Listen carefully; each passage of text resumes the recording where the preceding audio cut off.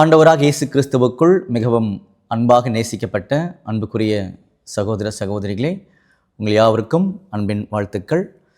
விசேஷமாக நம்முடைய சர்வ வல்லமையுள்ள பிதாவாகிய தேவன் நமக்கு இன்னும் ஒரு அருமையான ஒரு வாய்ப்பை கொடுத்திருக்கிறார்.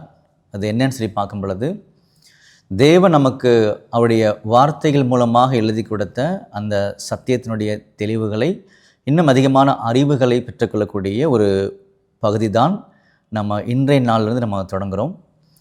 இந்த அறிவுகள்லாம் எதற்காக அப்படின்னு பார்க்கும் பொழுது, நாம் மனத்தாழ்மை அடையும்படியாக மட்டுமே இந்த அறிவுகள் என்பதை நாம் தெரிந்து கொள்கின்றோம். அந்த வகையில் நம்முடைய 7ஆம் சபையின் தூதராகிய நம்முடைய மூத்த சகோதரர் ரசல் பிரதர் அவர்கள் எழுதின அநேக காரியங்களை வர நாட்களில் இதே போல் கவனிக்க போகிறோம். ஸோ இந்த பகுதியிலிருந்து தேர்தல் சம்பந்தமாக அவரிடம் கேட்கப்பட்ட சில கேள்விகள், அதற்காக அவர் கொடுத்த பதில்கள், இதை தான் இந்த பகுதியிலிருந்து நம்ம தியானிக்க போகிறோம். மேக்ஸிமம் பார்த்திங்கன்னா ஒரு கேள்வி ஒரு பதில் அப்படின்னு எடுக்கிறதுக்கான ஒரு திட்டம் இருக்குது. இது முதல் நாள் இருக்கிறதுனால பார்த்திங்கன்னா சில அறிமுகங்கள் இதே மாதிரி கொடுத்துட்டு நம்ம போயிடுவோம். வரக்கூடிய அடுத்தடுத்த நாட்களில் இதே மாதிரி அறிமுகம் நமக்கு தேவைப்படாது. அது ஒன்று. ரெண்டாவது, நம்ம பார்க்கும்போது இந்த இடத்துல சகோதரர் என்ன சொல்லியிருக்காரோ அதை மட்டும் அப்படியே உங்ககிட்ட ஷேர் பண்ணுறது தான் நம்முடைய வேலை. அதில் எதுவுமே கூட்டுறதோ குறைக்கிறதோ அந்த மாதிரி ஒரு செய்யக்கூடிய காரியங்கள் எதுவுமே நாங்கள் பண்ண போகிறது கிடையாது. அவர் அட்லீஸ்ட் என்ன சொல்லியிருக்காருன்ற ஒரு காரியங்களை நம்ம முதல்ல தெரிஞ்சுக்கிறோம், அவ்வளோதான். சரிங்களா? இது வெவ்வேறு வடிவங்களில் நம்மக்கிட்ட இருந்தால் கூட, அதாவது புத்தக வடிவில், கம்ப்யூட்டரில், மொபைல் இருந்தால் கூட, ஆடியோவில் ஒரு வேலை இருக்கலாம், எங்களுக்கு தெரியல, அது இருந்தால் கூட நல்லது. பட் இருந்தாலுமே நம்முடைய விசுவாச குடும்பத்தில் ஒரு ஒழுக்கமாக செய்யும் பொழுது நம்ம அதுக்கான ஒரு நேரங்களை ஒதுக்கி இதெல்லாம் கேட்க முடியுன்றதுக்காக தான் இந்த மாதிரி காரியங்களுக்குள்ளாக நம்ம வந்திருக்கிறோம்.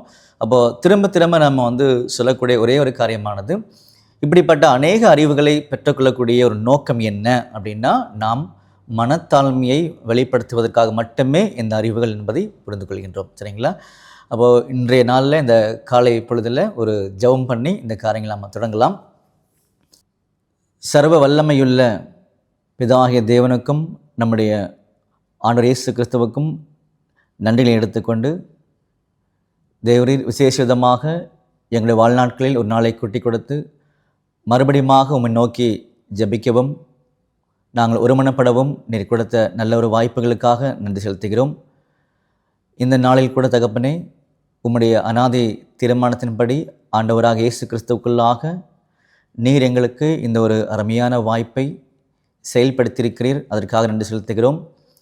தொடர்ந்து இந்த ஒரு சத்திய தெளிவுகளில் நாங்கள் ஈடுபட்டு உம்முடைய திட்டங்களை ஆண்டவராக இயேசு கிறிஸ்துவுக்குள்ளாக தெரிந்து கொள்ளும்படி மிகவும் மனத்தாழ்மையோடு எங்களை அர்ப்பணிக்க தெய்வந்தாமை கிருபை செய்ய வேண்டுமாய் ஜெபிக்கிறோம். இவை யாவும் எங்கள் மீட்பரும் இரட்சகரும் குருவுமாகிய ஆண்டவராக இயேசு கிறிஸ்து நாமத்தினாலே கேட்டு கெஞ்சி மன்றாடுகின்றோம், ஜீவனுள்ள நல்ல தகப்பனே, ஆமீன். ஓகே. அப்போ அன்புக்குரிய சகோதர சகோதரிகளே, 1909 வருஷத்தில் அவர்கிட்ட கேட்கப்பட்ட கேள்வி. இந்த புஸ்தகத்தில் வாட் பாஸ்டர் ரசல் செட் அப்படின்ற புஸ்தகத்தினுடைய ஒரு தமிழாக்கம் தான் இப்போ நான் படிக்கக்கூடிய ஒரு காரியம். இது எல்லாருக்கிட்டையும் இருக்குது. அதில் இவங்க எப்படிலாம் தொகுத்து வழங்கியிருக்காங்களோ அதே நம்பர்ஸில் என்ன பண்ணோன்னா நம்ம கொண்டு போகிறோம் அந்த காரியங்களை. அதனால் லைனாக என்ன பண்ணலான்னா, ஒவ்வொரு நாளும் ஒரு கேள்வி ஒரு பதிலாக நம்ம படிக்கலாம். எழுதின காரியங்களை மட்டும் அந்த வார்த்தைகள் உங்களுக்கும் எனக்கும் புரியலைன்னா நம்ம திரும்ப வாசித்து நம்ம தெரிஞ்சுக்கலாம். சரிங்களா? ஸோ முதல் கேள்வி, சபையாரை நடத்துவதற்கும் மற்றும் கூட்டங்களை நடத்துவதற்கும் மாத்திரமே ஒரு மூப்பர் தேர்ந்தெடுக்கப்படுகின்றாரா, அல்லது அவருக்கு இன்னும் அதிகமான பொறுப்புகள் இருக்கின்றதா அப்படின்ற ஒரு அருமையான கேள்வியை முன்வைத்திருக்கிறாங்க. அதற்கான பதிலை நம்முடைய சகோதரர் கொடுத்துருக்காரு. ஸோ நிதானமாக நம்முடைய செவிகளில் வாங்கிட்டு நம்ம அதை யோசிக்கலாம். சரிங்களா? பதில், அதிகாரத்தை அருளி உள்ளவர்களுக்கு இருப்பதை காட்டிலும் அதிகாரமானது மூப்பருக்கு அதிகமாய் இருக்க முடியாது அப்படின்னு சொல்கிறார்.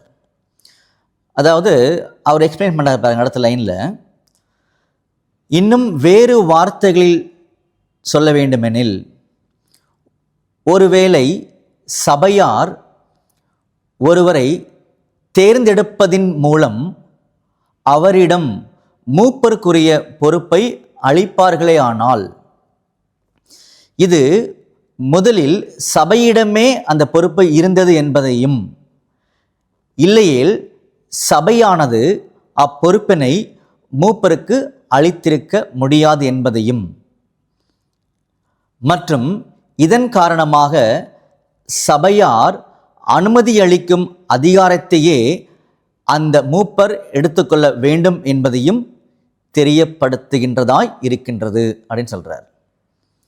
ஸோ இதுதான் பார்த்தீங்க பதில் இன்னும் இருக்குது. இந்த மாதிரி தான் ஒவ்வொரு வாரமும் நம்ம போக போகிறோம். இப்போ சொன்ன காரியங்களை திரும்ப நம்ம யோசிக்க போகிறோம், அவ்வளோதான். பாருங்க, நல்லா கவனிங்க. அதிகாரத்தை அருளி உள்ளவர்களுக்கு இருப்பதை காட்டிலும், அப்போ அதிகாரத்தை கொடுத்தது யார்? சபையார். அவங்கள விட மூப்பருக்கு அதிகமான அதிகாரம் இருக்க முடியாது அப்படின்னு சொன்னார். இப்போ அதிகாரத்தை சபையார் கொடுத்துருக்காங்க அப்படின்னா, இந்த அதிகாரத்தை முதல்ல யார் வச்சிட்டு இருக்காங்க கையில் அப்படின்னா, சபையார் தான் கையில் வச்சிட்டு இருக்கிறாங்க அப்படின்னு பார்த்தீங்கன்னா அடுத்த வரிகளில் ஒரு விளக்கமாக நமக்கு வந்து காமிச்சிட்டார். சரிங்களா? ஒருவேளை சபையார்கிட்ட இந்த அதிகாரம் இல்லை அப்படின்னா எப்படி மூப்பர் அவர்களுக்கு அதை கொடுக்க முடியும்? ஒரு சகோதரனை மூப்பரை ஏற்படுத்தும் பொழுது அவருக்கு எப்படி கொடுக்க முடியும்? இருந்தால் தானே கொடுக்க முடியும் அப்படின்னு சொல்லி விளக்கங்களில் அவர் கொடுத்துட்டாருன்னு சொல்லி கவனிக்கிறோம். சரிங்களா? இது உங்களுக்கு நிச்சயமாகவே புரிந்திருக்கும். ஸோ அடுத்த கண்டினியூ பண்ணுறார். அப்படியே அவர், ஒருவேளை அவருடைய மனசாட்சியானது சில குறிப்பிட்ட விஷயங்களை செய்வதற்கு சம்மதிக்கவில்லை எனில், யாருடைய மனசாட்சி? தேர்ந்தெடுக்கப்பட்ட மூப்பருடைய மனசாட்சி. சில காரியங்களை செய்வதற்கு அவருடைய மனசாட்சி ஒத்துக்கலை அப்படின்னா, சபையாரிடம் தனது மனநிலைமையை பற்றி எடுத்து விவரித்து கூறுவது தகுதியாகவே இருக்கும் அப்படின்றார். அப்போ சபை மக்களெல்லாம் கூப்பிட்டு, நீங்கள் சொன்ன இந்த காரியத்தில் எனக்கு வந்து உடன்பாடு இல்லை. பாருங்கள், எவ்வளவு தாழ்மையாக வெளிப்படுத்த வேண்டும் என்ற காரியங்களில் நான் கற்றுக்கொள்கிறேன் நம்முடைய சகோதர மல்பாங்க சொல்கிறாங்க. அப்போ எனக்கு அது உடன்பாடு இல்லை அப்படின்னு சொல்லி அவங்ககிட்ட எடுத்து கூறுவது தகுதியாகவே இருக்கும். மற்றும் ஒருவேளை அவர்கள் விரும்பும் பட்சத்தில், யார்? சபையார்.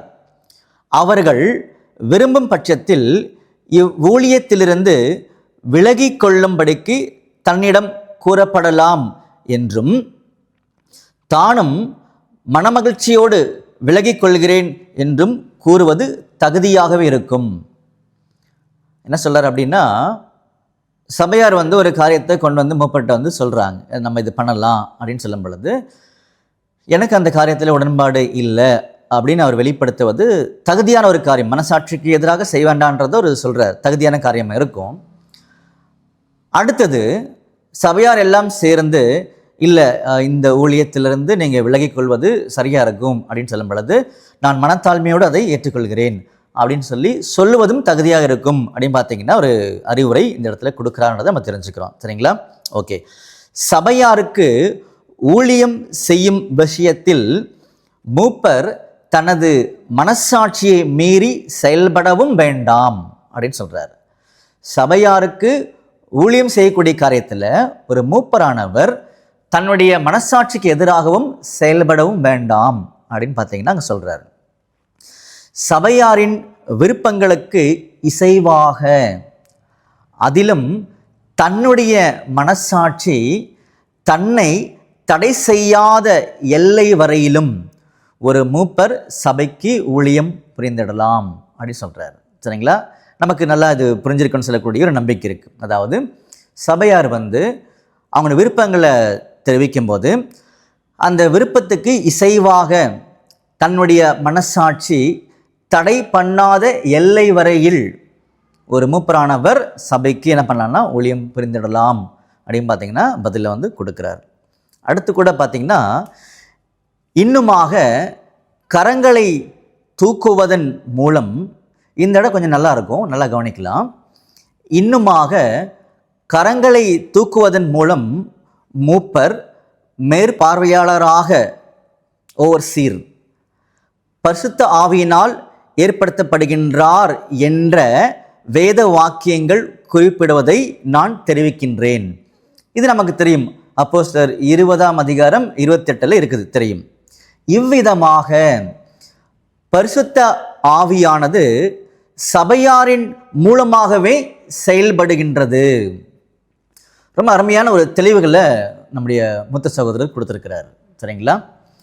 அப்போது கரங்களை தூக்குறதுனால ஒரு மூப்பர் அவர்கள் ஒரு மேற்பார்வையாளராக ஓவர்சீராக ஏற்படுத்தப்படுகின்றார் அப்படின்ற வசனங்களை மேற்கோள் காட்டி சொல்லும் பொழுது, தேவனுடைய வல்லமையாகிய பரிசுத்த ஆவியானது சபையார் மூலமாக இந்த காரியத்தில் செயல்படுகின்றது அப்படின்னு சொல்கிறார். ரொம்ப அருமையான ஒரு விளக்கம். இது ஆழமாக தியானிக்கும் பொழுது நமக்குள்ள ஒரு உற்சாகமும் நம்பிக்கையும் கிடைக்கும். நாங்கள் ஏற்கனவே அறிமுகத்தில் சொன்னது மாதிரி நாங்கள் எதையுமே சேர்க்க விரும்பலை, ஒரு வார்த்தைகளை சொல்லி திரும்ப திரும்ப புரிய வச்சிருக்கோம், அவ்வளோதான். சரிங்களா? அன்புக்குரிய சகோதர சகோதரிகளே, இன்றைய நாளில் நம்ம ஒரு கேள்வி எடுத்தோம். அதுக்கு சகோதரர் சொன்ன பதில்களை நாம் வாசிக்க கேட்டோம், காதில் வாங்கிட்டோம், இருதயத்தில் தொடர்ந்து தியானிப்போம். தெய்வம் தாமே ஆசீர்வதிப்பாராக. ஆமீன். ஒரு ஜெபம் பண்ணி இந்த காரியங்களை நாம் முடிக்கலாம். வானத்துக்கும் பூமிக்கும் ஆண்டவரே, உமக்கே துதியும் சோஸ்திரமும் கனமும் மகிமையும் சதா காலங்களிலும் உண்டாயிருப்பதாக. விசேஷமாக எங்களுடைய வாழ்நாட்களில் அருமையான ஒரு வாய்ப்பை ஏற்படுத்தி கொடுத்திருக்கிறீர். இதே போல அநேக வாய்ப்புகளை நாங்கள் பெற்றுக்கொள்ள எங்கள் ஒவ்வொருவரையும் தெய்வந்தாமே ஆசீர்வதிக்க வேண்டுமாய் கேட்டுக்கொள்கின்றோம். இவை யாவும் எங்கள் மீட்பரும் இரட்சகரும் குருவுமாகிய ஆண்டவராக இயேசு கிறிஸ்துவின் நாமத்தினாலே கேட்டு கெஞ்சி மன்றாடுகின்றோம். ஜீவனுள்ள நலத்தகப்பனே, ஆமேன்.